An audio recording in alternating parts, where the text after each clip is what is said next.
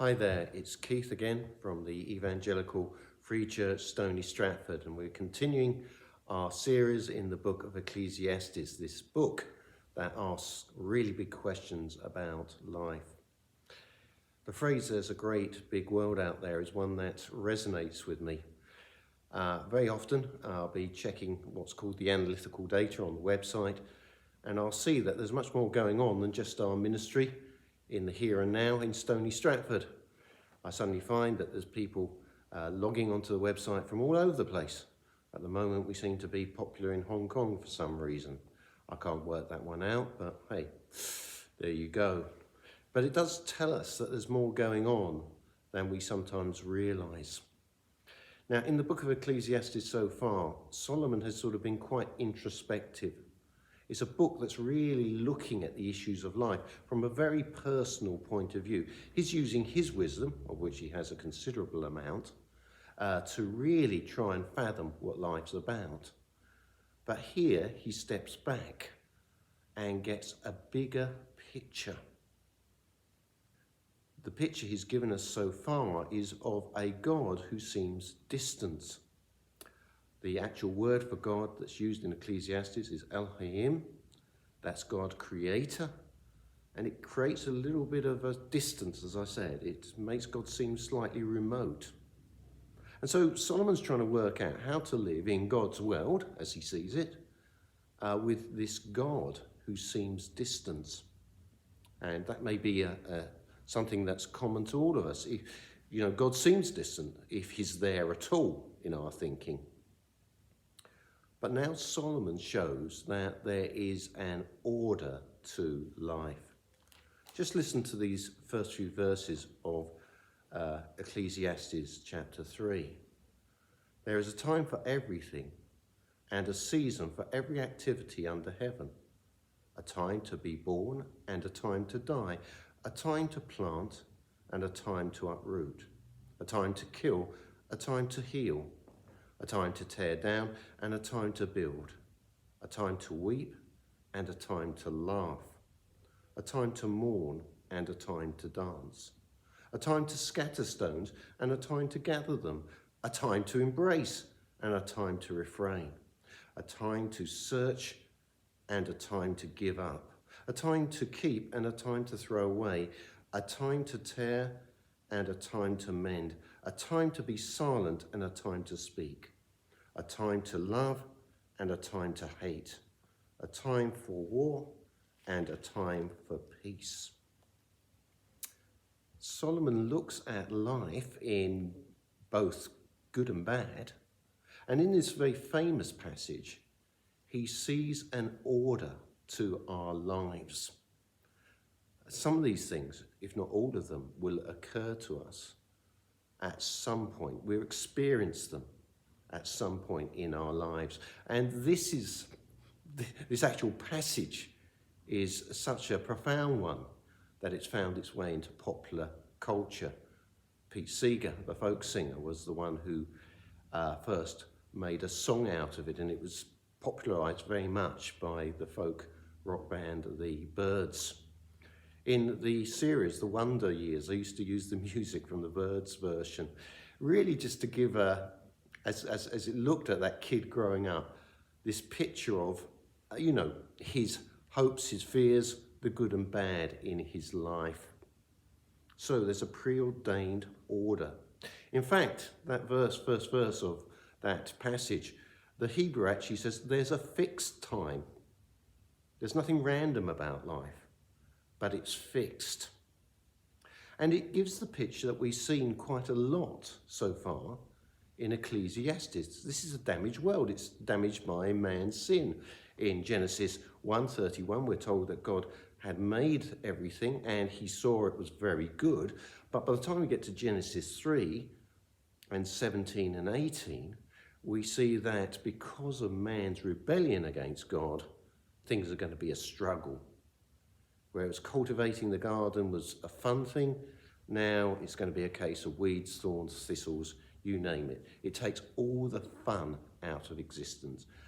By the sweat of your brow is how the Lord terms it, how Adam will now get through life.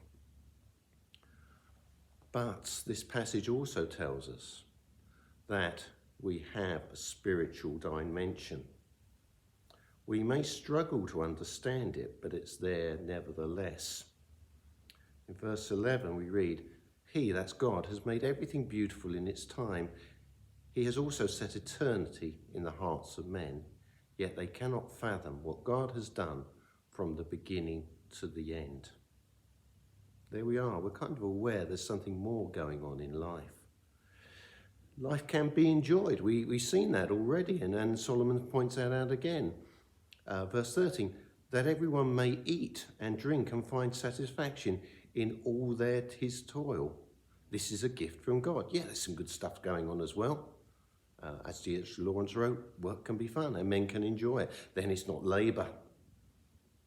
But there's a certainty to everything. Verse 14, I know that everything God does will endure forever. Nothing can be added to it and nothing taken away from it. God does it so that men will revere him.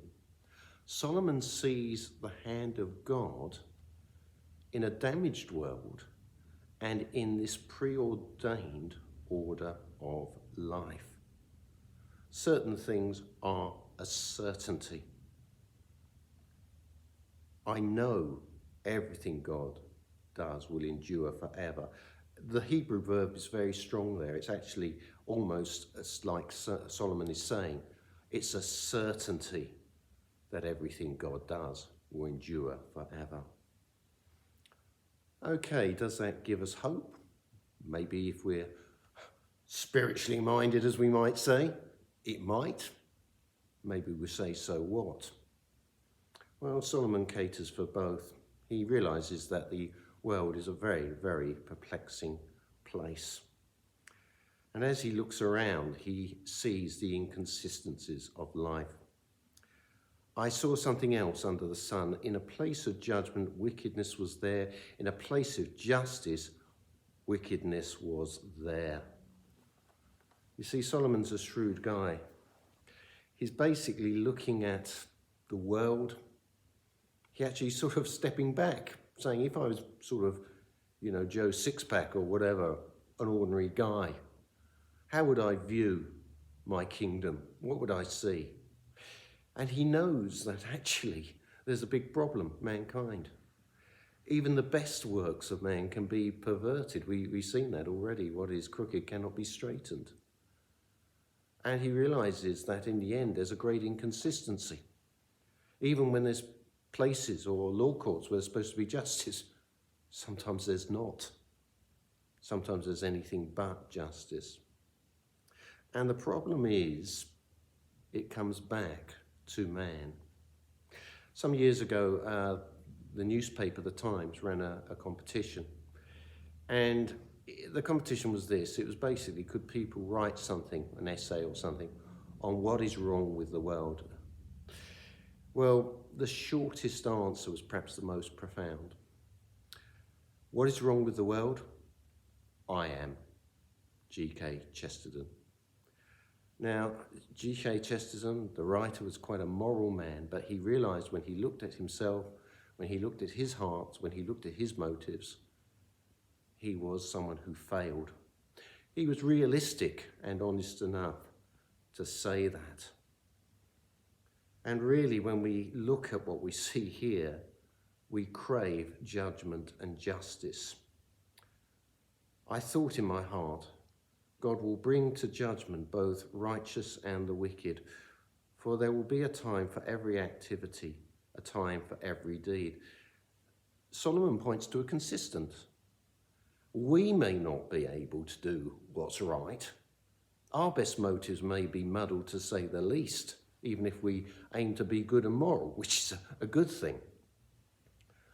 God is the one consistent here. We can't delude ourselves about what our fate is. It's interesting to note that when he talks about God will bring everything to judgment, for there will be a time for every activity, a time for every deed, he's really harking back to that passage at the start, that there are times to laugh, there are times to cry. There's good times and there's bad times. We can't delude ourselves. In the end, our fate is pretty certain. Verse 19, man's fate is like that of the animals. The same fate awaits them both. One dies, so dies the other. All have the same breath. Man has no advantage over the animals. Everything is meaningless. I don't think he's really saying that man is like an animal. He obviously sees man as having the capabilities of being more noble. But the point is this, the same fate awaits both. All must go to the same place, all come to dust, and the dust will return. All to dust all return. Who knows if the spirit of man rises upward and the spirit of the animal goes down into the earth. So I saw there was nothing better for a man to do than enjoy his work, because this is his lot. For who can bring him to see what will happen after him? You know, Solomon's a realist again. In the end, as he's been saying here, death is a constant. It will claim me, it will claim you. So what is the answer? Is there any hope in the preordained nature of life? Well, strangely enough, there is. Jesus, at several times during his ministry, harkens back to the spirit of this passage. At one point in John's Gospel, in John 2, verse 4, he actually points out to his mother that his time has not yet come. Can you see that? Jesus Christ, God incarnate, subjects himself to our human condition. He subjects himself to this preordained nature.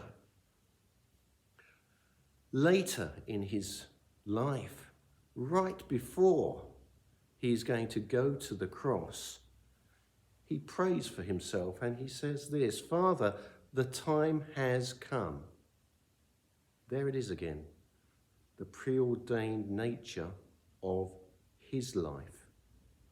Glorify your Son, and your Son may glorify you, for you grant him authority over all people, that he might give eternal life to those you have given him. Now this is eternal life, that they may know you, the only true God, and Jesus Christ, to whom you have sent. I have brought you glory on earth by completing the work you gave me to do. Christ's death is the one thing that can bring us to God. Even if life is preordained, we have that decision to make. Jesus said, and I've quoted this often in this series so far, John 14, verse 6, I am the way and the truth and the life. No one comes to the Father except through me. Thank you for listening.